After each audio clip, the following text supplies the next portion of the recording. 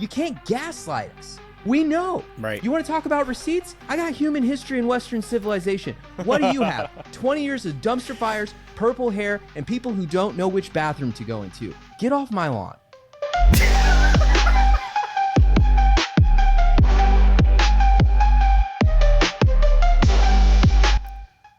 Welcome to the I'm Telling God About This podcast. Today we're going to talk about Elon Musk, Christian?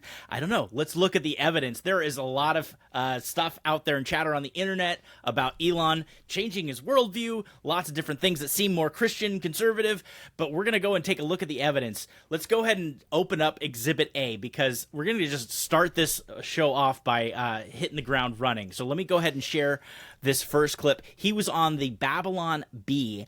And he apparently accepted Christ. So let me know if you guys can hear this. Stop if you can't hear it, and we'll go ahead and get into it. What do you guys think? We have to make sure. We're wondering if you could do us a quick solid and accept Jesus as your Lord and Savior.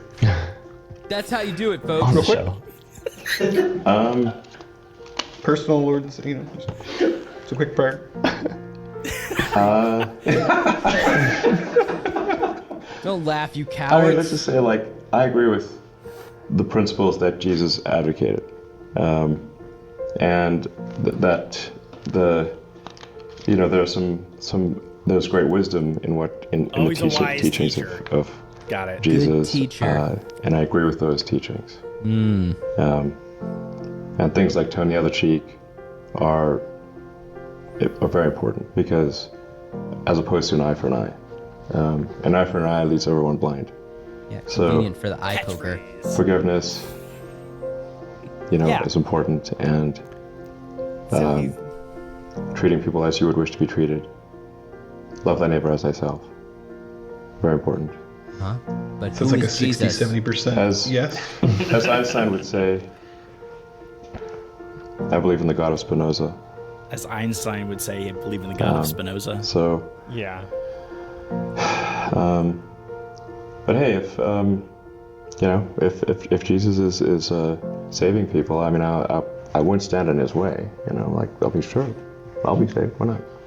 Sweet. I like we did that. It. Yeah. I think just that right there. Let's pause that. Sure, I'll Let's be pause saved, right there, why Josh. not? Okay. That's it. Pause it right I there. don't know, man. Hold on.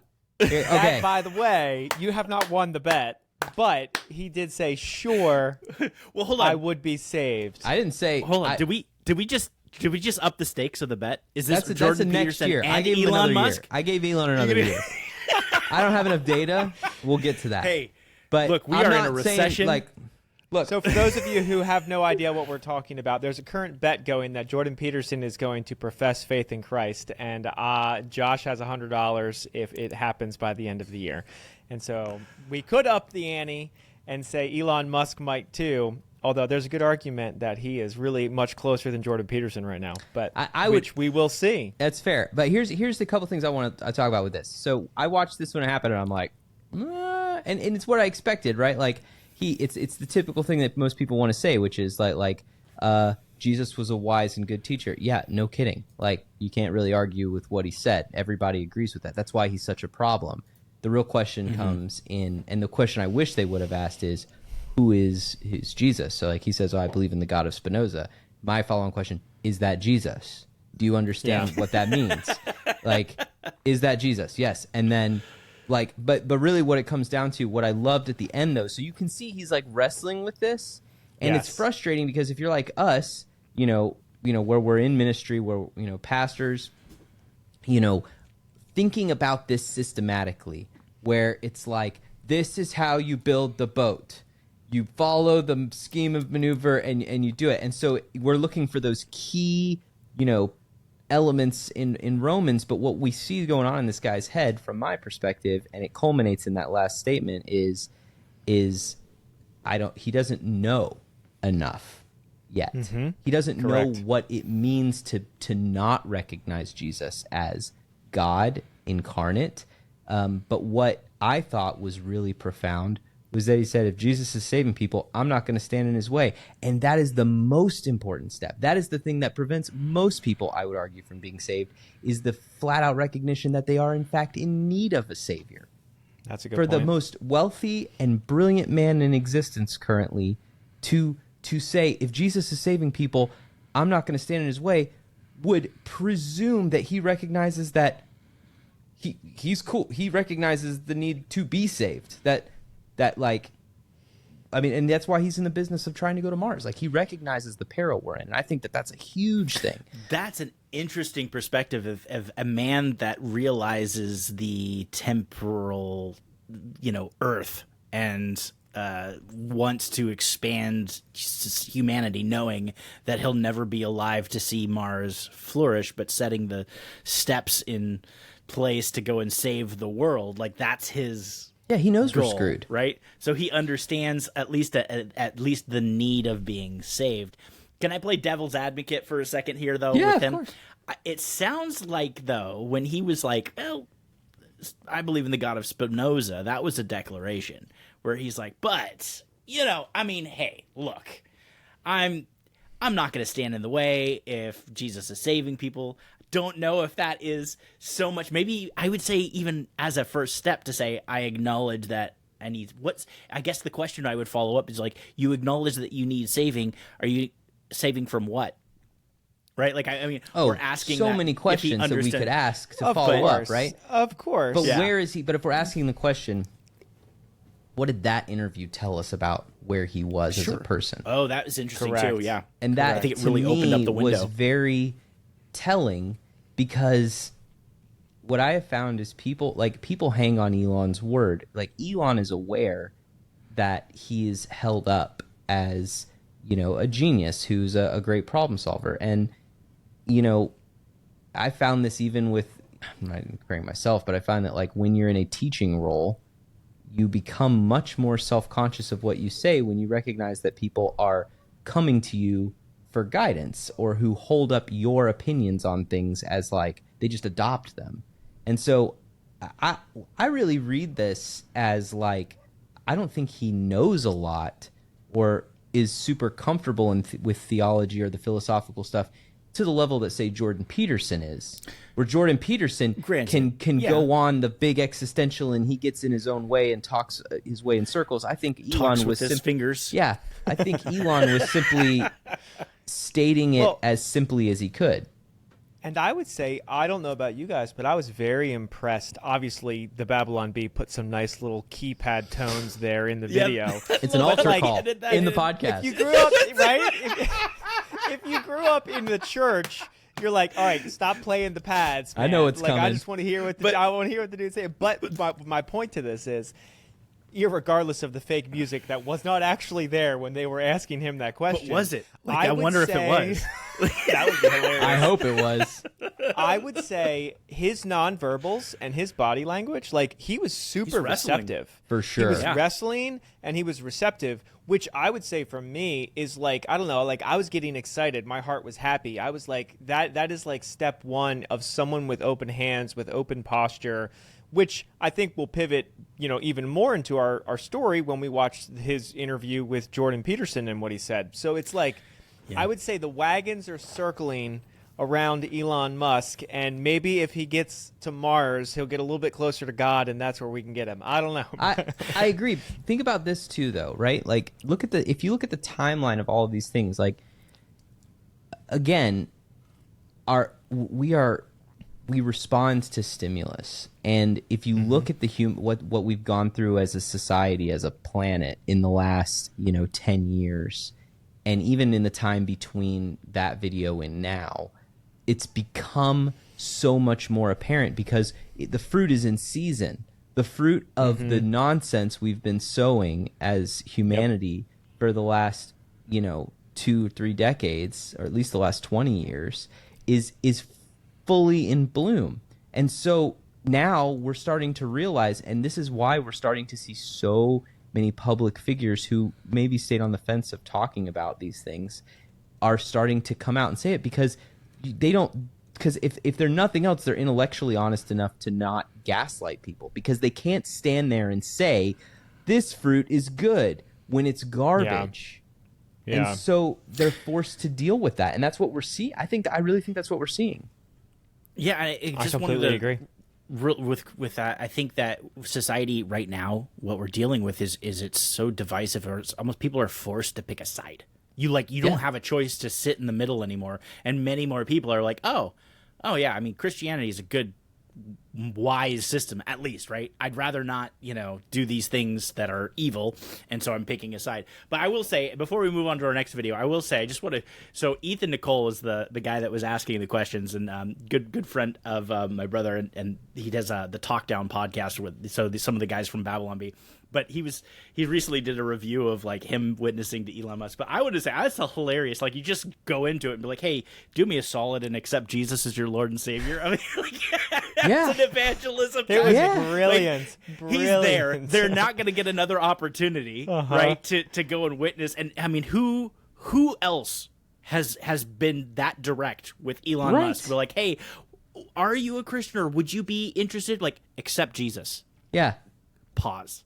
And let it just it's beautiful. pause. And at least they started without laughing. They just let it hang. That's it. And that's when he was like, "Oh, they're serious." Oh, you're gonna. I thought it was this wasn't in my read ahead from my publicist. Answer. Yeah, that's right. And he gave a great answer. He did. Yeah. So, but moral right, courage, let's go man. ahead. You got to do it. You got to have moral courage. Yeah, That's a challenge, man. Do that. Like, do more of that. I'm not saying go out and do the Ray Comfort. Hey, I'll give you $20 if you let me tell you about Jesus, friend. Like, no. Yeah. But just be honest and tell people what's up. All right, let's go ahead. And all that culminates in the interview he just did with Jordan Peterson, which was, 3 weeks ago now?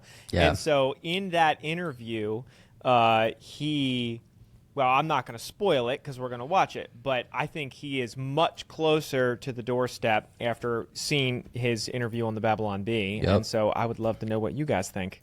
All right, let's take a look at it. And let me share this with the audio on. All right, let's see what he says. Yeah, so I'm actually a big believer in the principles of Christianity. I think they're very good. So in what sense, then, are you not religious? Get him, Jordan. Boom. Well, That seems like something a Christian would say. Dawkins just came out 3 weeks ago or thereabouts and announced that he was a cultural Christian, right? And so the question... Right, I would say I'm probably a cultural Christian. Okay, so I was brought up as an Anglican, and I was baptized. Once saved, always saved. Enough, That's my what I heard. parents also simultaneously sent me to a Jewish nursery school, preschool. Context. So it was Jesus, I'm here for our that. Lord, Well, Jews have a reputation for being religious too, Yeah, no, I might have been the only non-Jewish kid at the school. I didn't even realize that was the thing. New covenant grafted in. But I was just singing Harvard Nagila one day and Jesus is our Lord the next, Okay. So I don't think there's really much more to No, that. he pivots that he away goes after into. that. Yeah, he definitely dances away. But for me, it was a big deal. One, he has never come anywhere near, except in that Babylon Bee interview. Like, he literally said, "I am a cultural Christian," verbatim. Like, that alone, Let me big deal. translate. And then it's like, he was baptized. He was brought up Anglican, and he was baptized. So it's like, yo, do I get to have a beer with Elon in heaven one day? That'd be cool. All right. Like, let's go. Let's translate. Cultural Christian means backslidden Christian. Okay? That's what I hear. What you I hear? don't know, man. Oh, I don't know. Because let's talk. very generous. Hey, once saved, always saved. Here's my reform friends in the chat. Oh, my goodness. Let's hear you chime in here. let's hear it. Where are my Paedo Baptists at, huh? Or what's going on?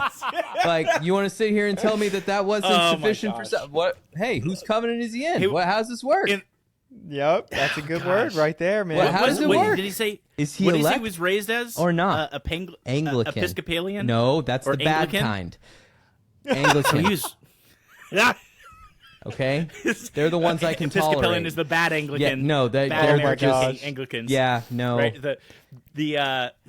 He's always raised Anglican. Yep. And was baptized. Reformed. And so yeah, I guess Yep. that is kind of reformed. They do believe in a form Yep. of Calvinism where they're elect. But here's the thing, you Calvinists, man, there is such a thing as like that false assurance that somehow God determines. I'm winning right now. Okay, listen. Reformed theology doesn't work for me very often. In fact, never. But in this instance, I'm going to take it. Never. I'll take it when it works.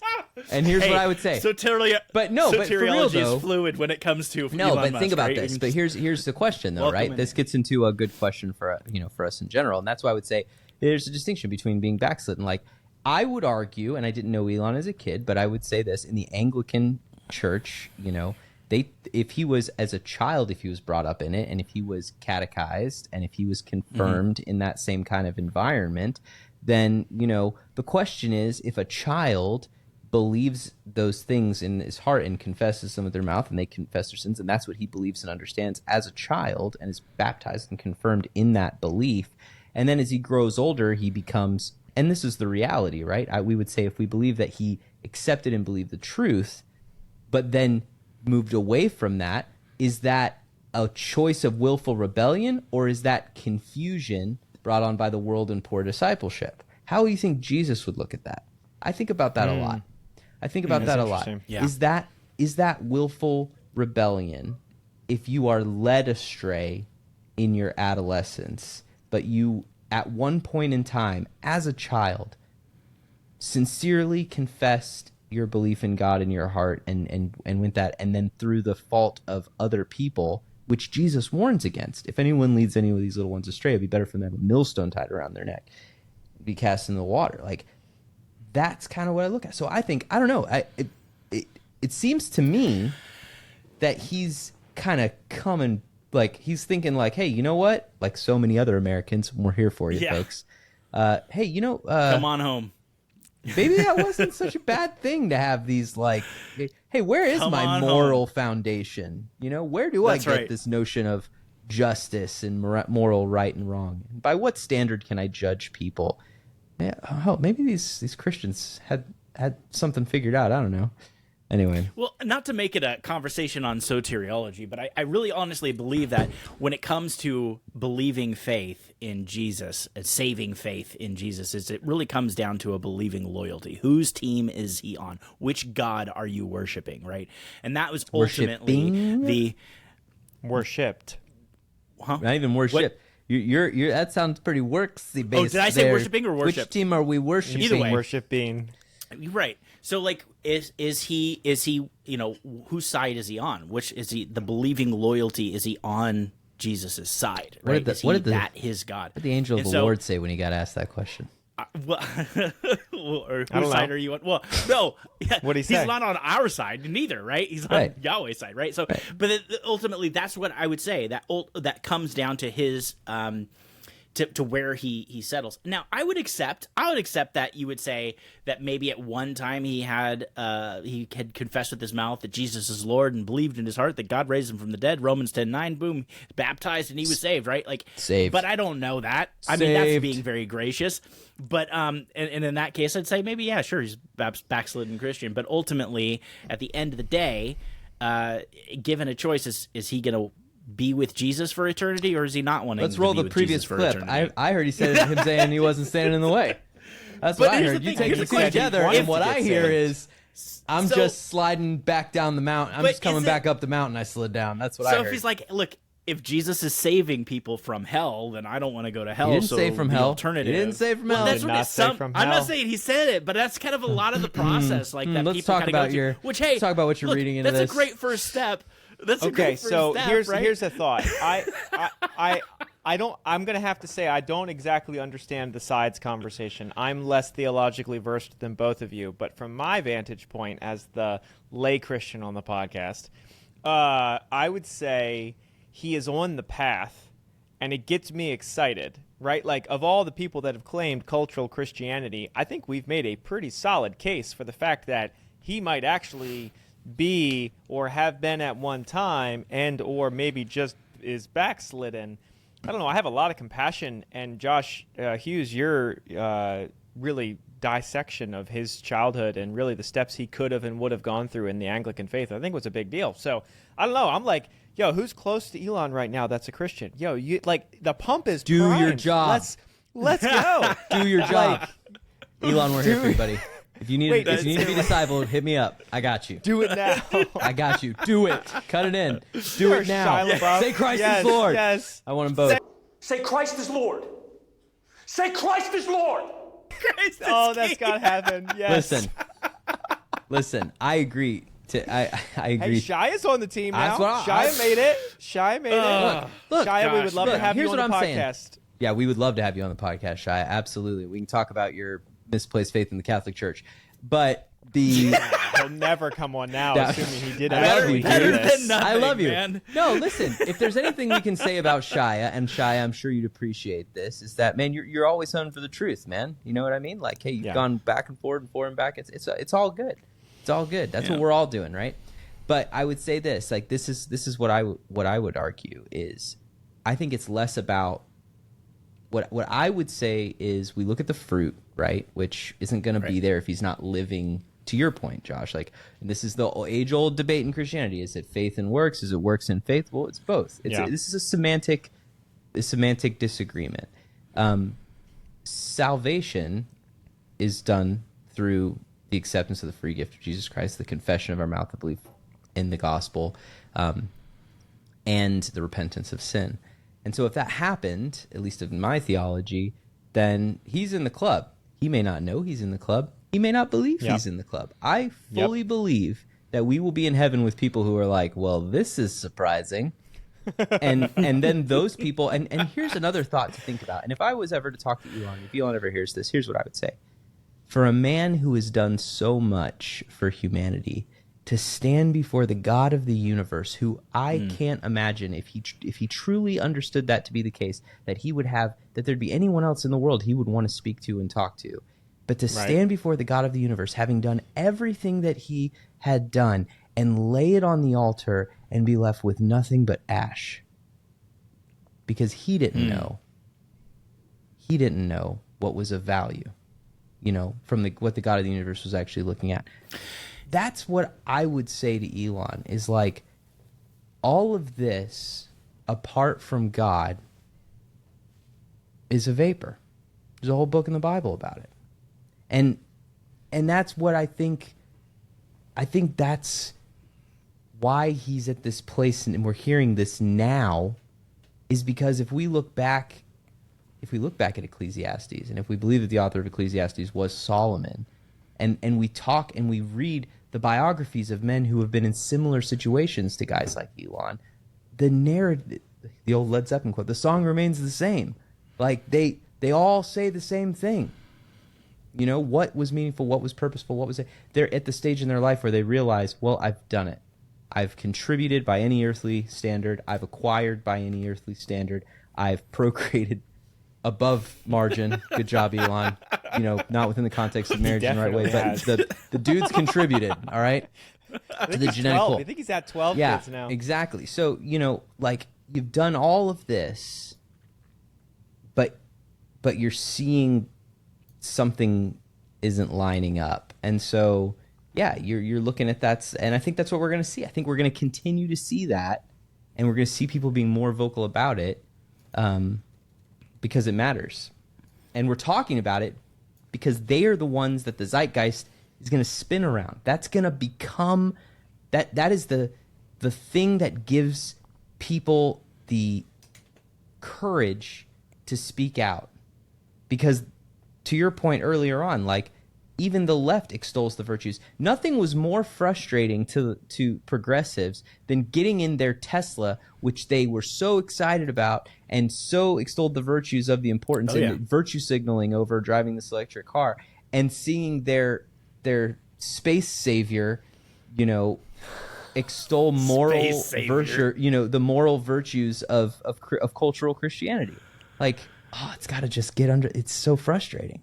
It's interesting how he's kind of totally been he's shifted from being like the king of the left and the progressive mind and the innovator to now he is an enemy of democracy, voting for Trump. It just seems inconsistent for it is people. worth acknowledging that he might be voting for Trump, but all of his words have been more on the side of just truth. I would say truth, goodness, and beauty. Like, he's just like, let's stop being nuts. He's not like a MAGA Trumper. He's like, all these other people are nuts. This guy is going to help me get to where I'm going. Yeah. And so, I mean, people are unfairly putting Elon in the Trump camp, and I would say Elon is more appropriately just getting into the I'm not crazy camp. And a lot of people, a lot of leftist individuals, a lot of individuals that were more centrist are finding themselves in the newly called "I'm not crazy" camp. Yeah. And I just think that a lot of people are identifying as being there now.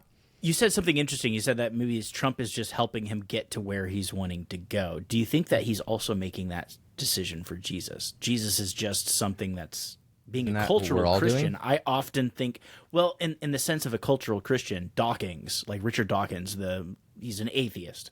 Like, he doesn't believe in God, but he claims he's a cultural Christian because the alternative is the, Islamic, takeover of the West, right?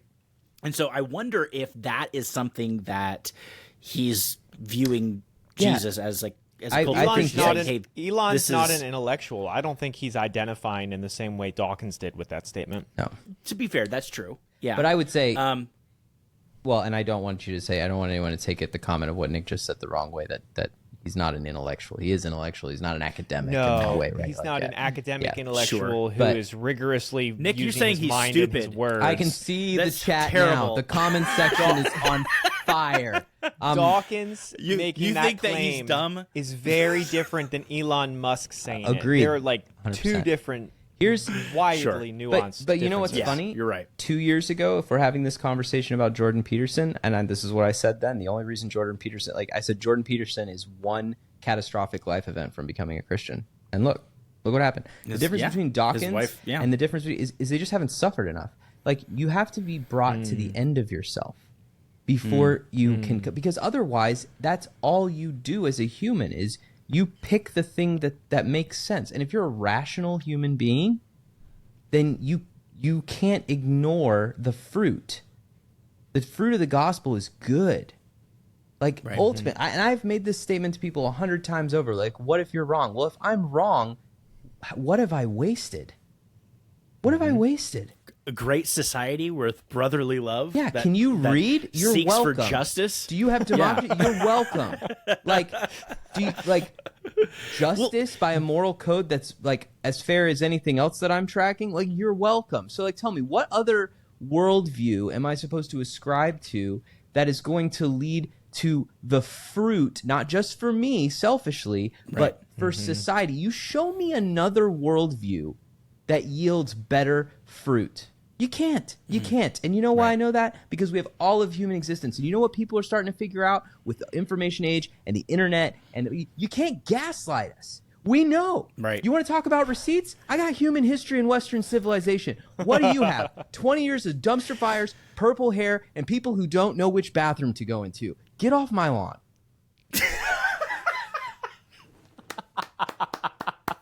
Well done. But that actually kind of brings us like that. What's happening in the world right now? Well, you're talking about like which society can we go by? Let's just take it by the numbers, right? Of what a innovative society and what a society that has been humanity flourishes. You've got the Christian Judeo-ethic that kind of runs that progress. Whereas you have in the West right now, or at least in the UK, there's all these riots because you have Islam is essentially, or Sharia law is being pushed even by the peaceful Muslims, right? Like, and to be clear, Muslims are for the majority, You right? got to Like, give when it context because pertains- I really don't know a it's whole lot peaceful. about what you're talking about.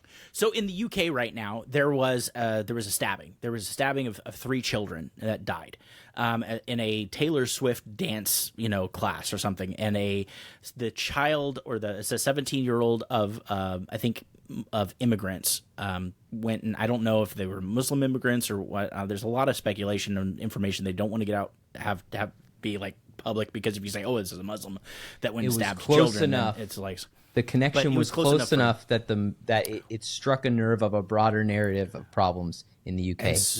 And so you have right now in the UK a bunch of everyday people pushing back, and they don't want Islam inside there. It's not just immigration, but it's specifically like Islam. And you got all these masked Muslims that are just kind of dressed in black masks, and they're going on and they're rioting. And then on the other side, you have these these English citizens or British citizens that are pushing back, and they're fighting, and they're stabbings, and they're burning things down. And now, granted, like, the UK citizens, or I guess the natives there, I don't know what you would call them, but the English citizens went The natives. and This isn't and gangs in tried New to York. set right? Yeah, Cut in Bill the Butcher. Green Street Elite. Cut in, They went through. cut in Bill the Butcher. They went through and they tried rabbits. to set like. Us natives, born rightwise. Gosh, Sorry. man.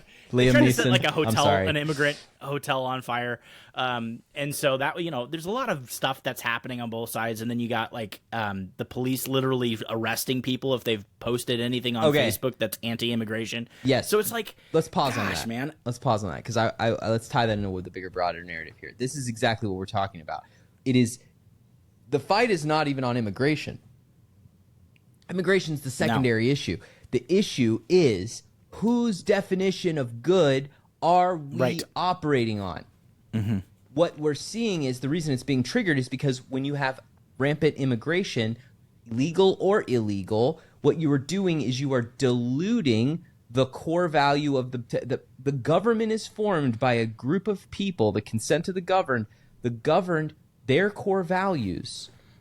They consent to a government being established under those. In the UK, they believe in a divine mandate from heaven. So their parliament is formed in the name of the queen or the king who they believe has a divine right from heaven. It's literally Judeo-Christian. Their literal foundation of their government is based on divine right to rule from God. Okay? Yep. So if that's your culture for the last millennia, and now you have foreign influences, foreign belief systems, and even though Islam is one of the Abrahamic religions, they have a fundamentally different understanding of morality, different values, and that's a problem for this culture, and that's what they're fighting against, is that your picture of the future and what is right and wrong is different from what this government was established to promote, and they're pushing back against that. And the frustrating thing is that it's happening to happen in a riot and in a public thing because they established a government to do that very thing. That is why we have borders. That is why if there is no difference between all of our versions of good and evil, then why do we have national borders? Why? Right.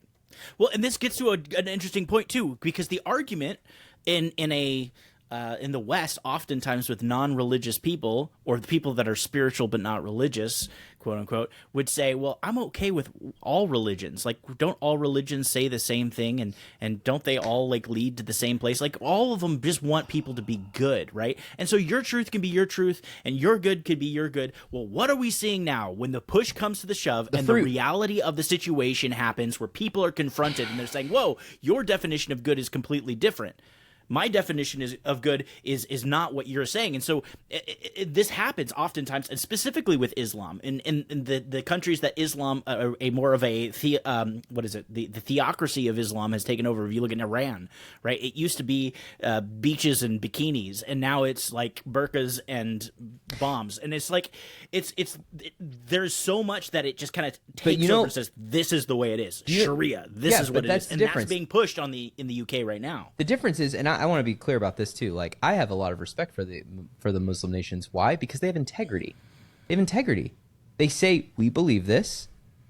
We hold, like, these are our convictions.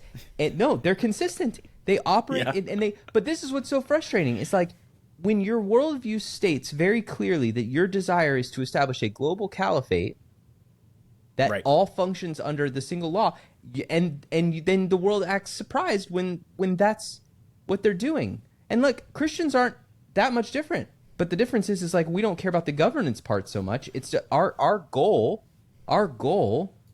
is to see every man, woman, and child made in the image of God restored into right relationship with God, but by choice, right? Like, that's their choice. Well, so it's a fundamental conflict that you can't pretend isn't there.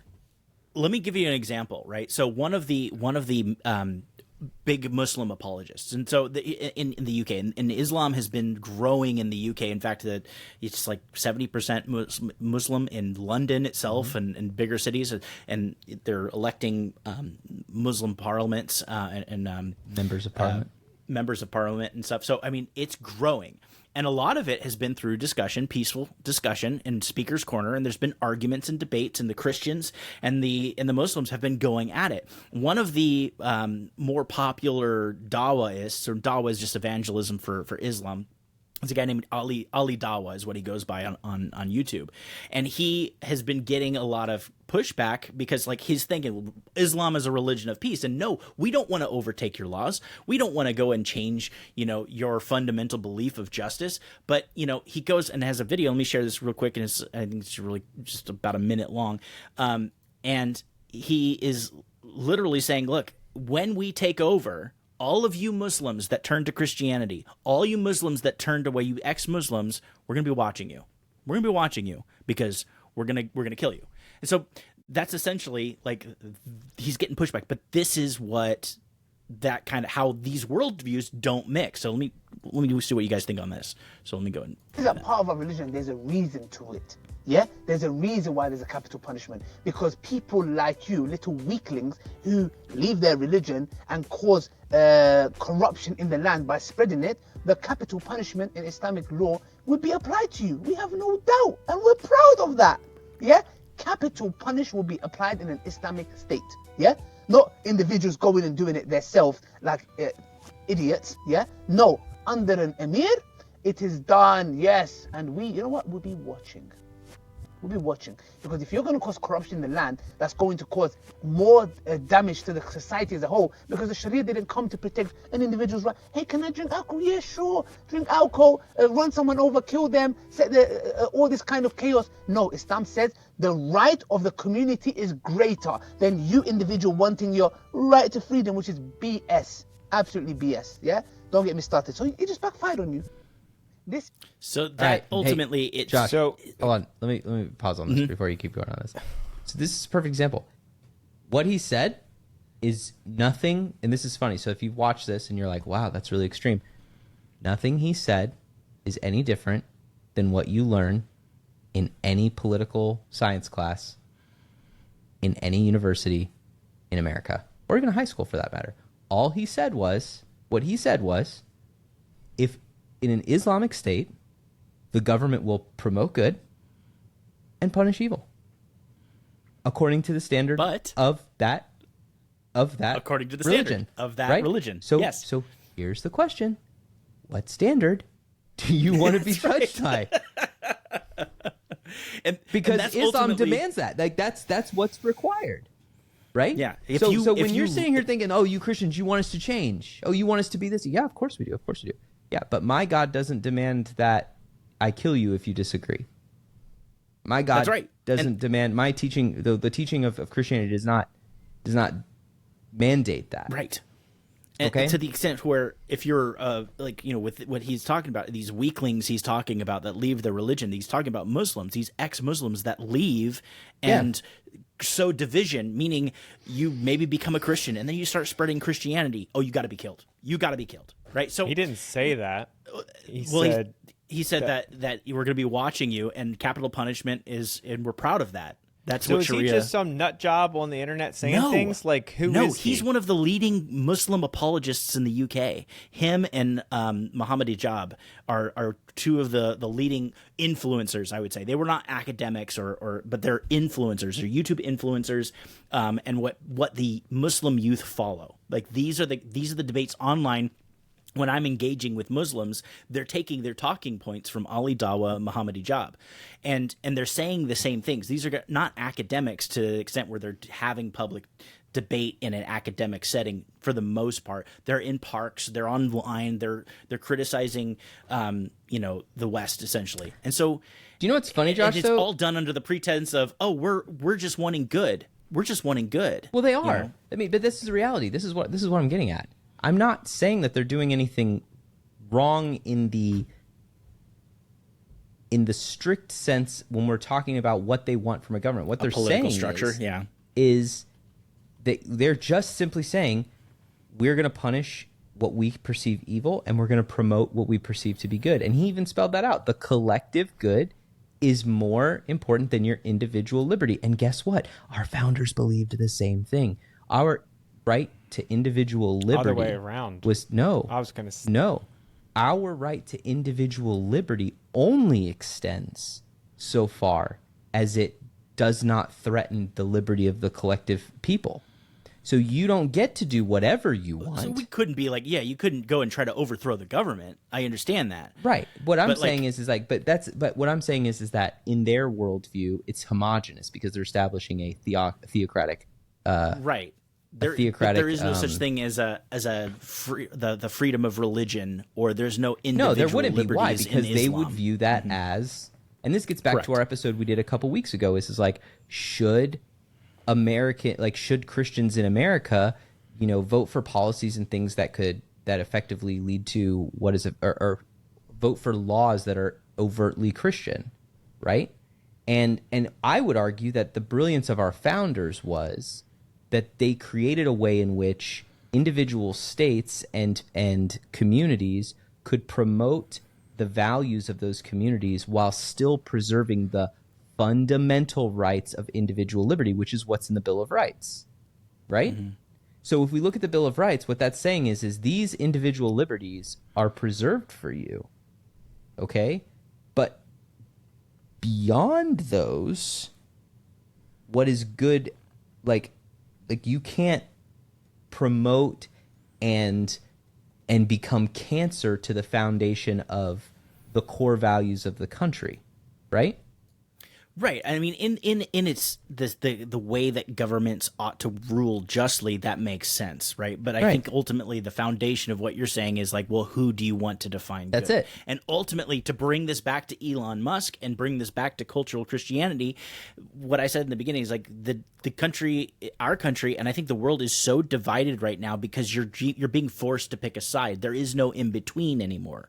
Like if you go and try to play in between and say both sides are, No, you can't have that. You can have people that are Right. doing what some Your people truth is not an consider option evil. anymore. Exactly. You can't have this.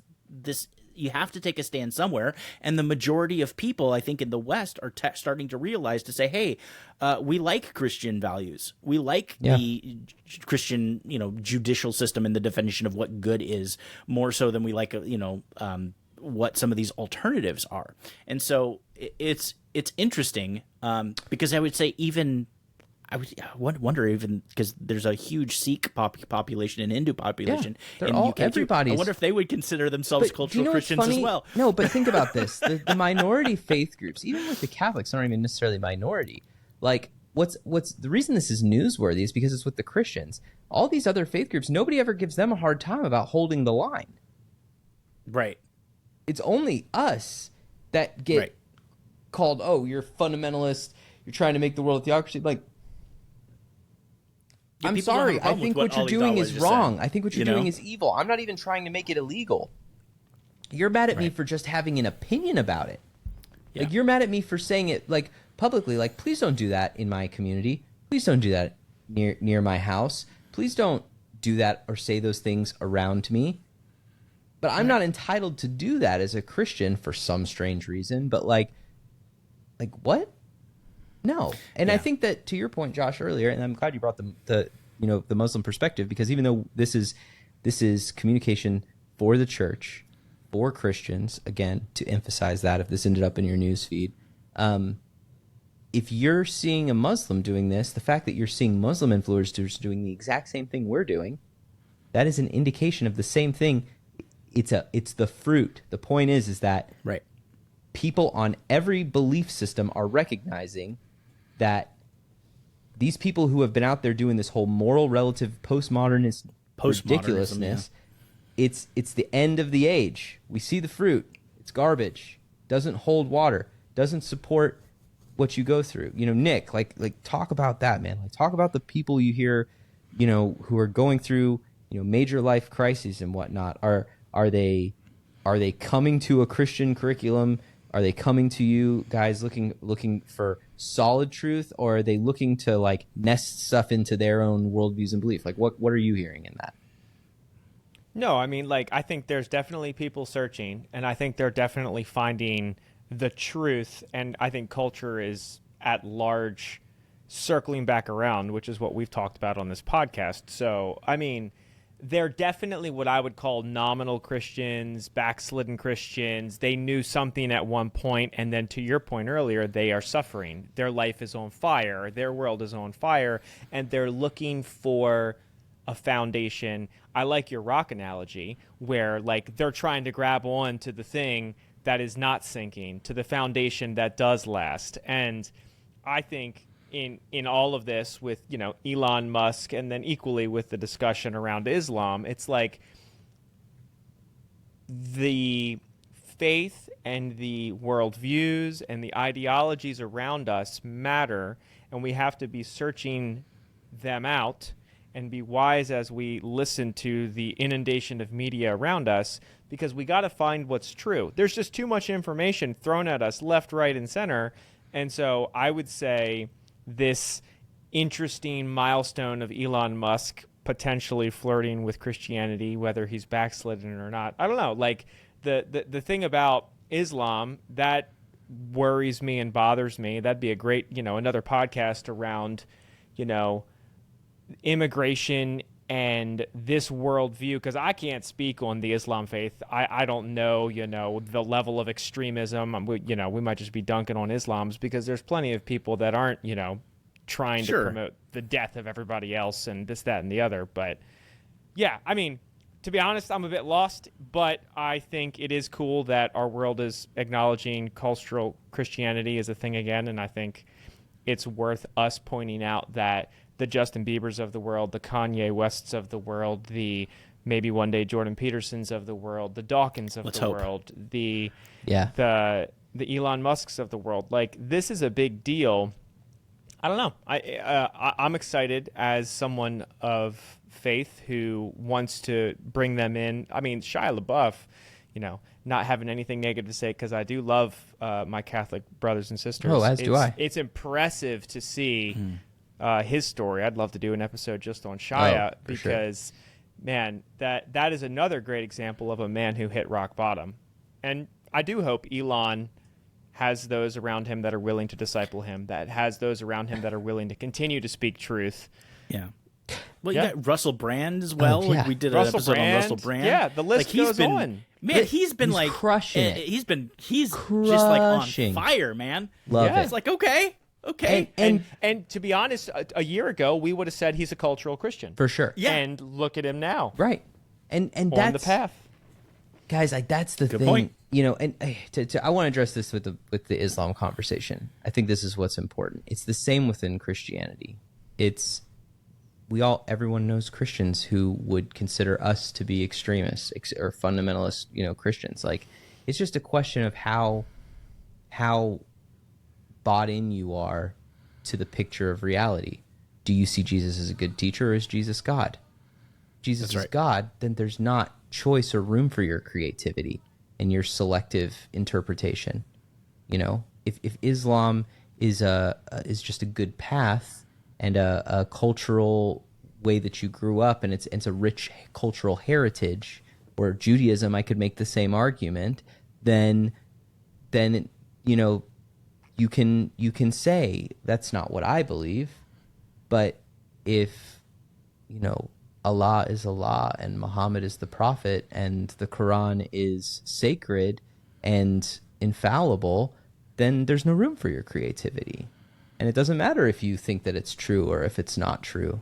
Like, if you're a Jew, the same thing. So this comes back to conviction and integrity. And is it true or is it not? How special do you think you are? You know, how unique and like, right. That's what we're saying, you know? So don't take this as an indictment on people specifically. No. This is an assessment of a competition to define the fabric, like the dominant narrative of the way the world is, you know? I think that you're really nailing it there, because I think that what really could be brought back is we went from a society that was highly religious, you know, in in the past. And then postmodernism came in, and it became truth is relative, and there's no absolute truth, and there is no truth that is there's no objective morality. And so we've lived in a society where objective morality has been thrown to the wolves and not acknowledged as being a eminent reality that we experience every day. And what has that brought us? It's brought us tolerance of literally every worldview.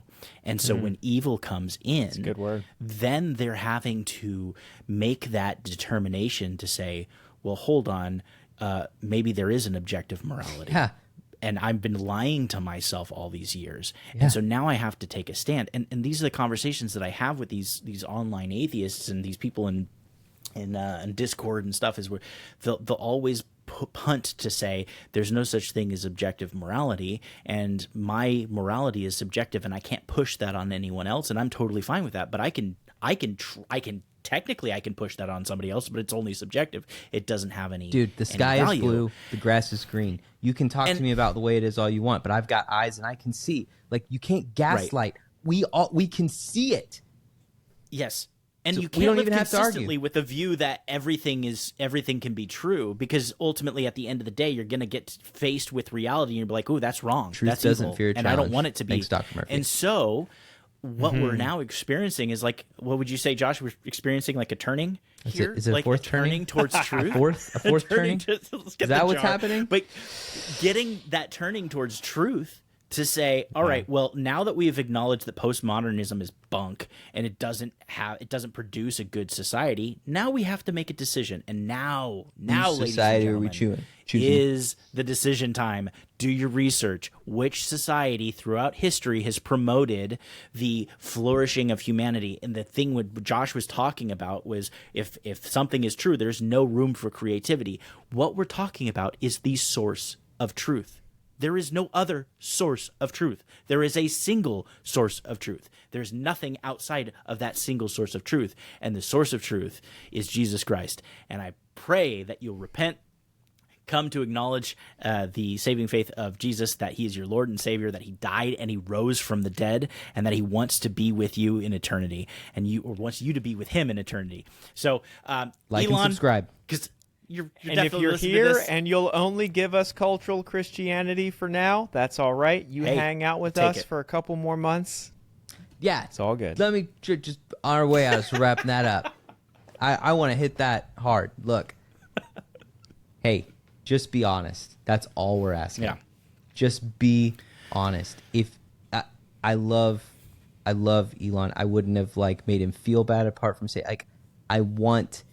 I just want people to be honest. If you only know Jesus as a good teacher, that's a start. If you see that you're in need of a savior, but you don't really understand what that means or who Jesus is, that's okay too. Just stay that way, right? Stay open. But when you have no better answer, do not wait for certainty to take action. You don't know how to fly a plane, you don't know how to build a plane, but you take airplanes. Why? Because walking sucks and horses smell bad. All right? So you fly even though you don't know how to do those things, right? The proof is in the pudding. Look at the fruit. All right? That's all you got to do. Look at the fruit. Like and subscribe. Like and subscribe. Hit Come the back to notification comment. bell We to wanna be hear from notified you. of our episodes. This has been a wonderful time hanging out with you guys and with the viewers. Talk to you later. We'll see you next week. In the dumpster fire of the comment section. Get on!